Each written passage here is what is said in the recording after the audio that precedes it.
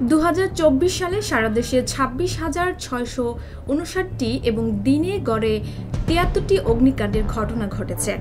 বৈদ্যুতিক গোলযোগ, বিড়ি সিগারেটের জ্বলন্ত টুকরা, চুলা এবং গ্যাস সংক্রান্ত কারণে অগ্নিকাণ্ডের ঘটনা বেশি ঘটেছে।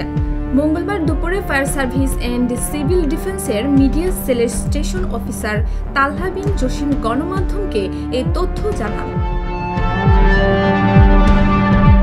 ফায়ার সার্ভিসের ওই কর্মকর্তা জানান, সারা দেশে 2023 সালে অগ্নিকাণ্ডে 446,27,28,697 টাকার সম্পদের ক্ষতি হয় এবং ফায়ার সার্ভিস অগ্নি নির্বাপনের মাধ্যমে 1,974,44,72,875 টাকার সম্পদ রক্ষা করে।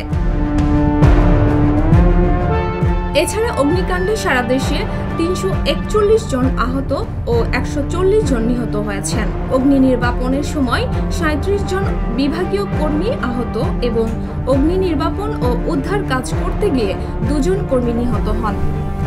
এছাড়া অগ্নি নির্বাপনকালে উচ্ছৃঙ্খল জনতা ফায়ার সার্ভিসের 34টি গাড়ি ভাঙচুর ও 8টি গাড়িতে অগ্নিসংযোগ করে।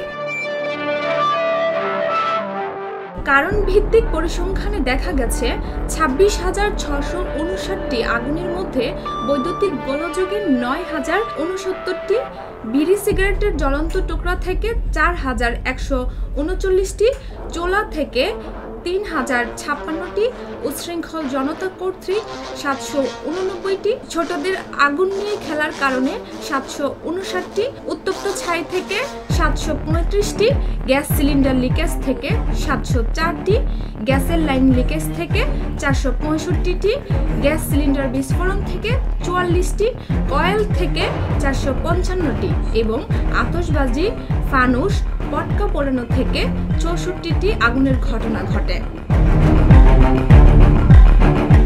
প্রতিবেদনে বলা হয়েছে, সারা দেশে বাসাবাড়িতে মোট 7,131টি আগুন লাগে, যা মোট আগুনের 26.74%।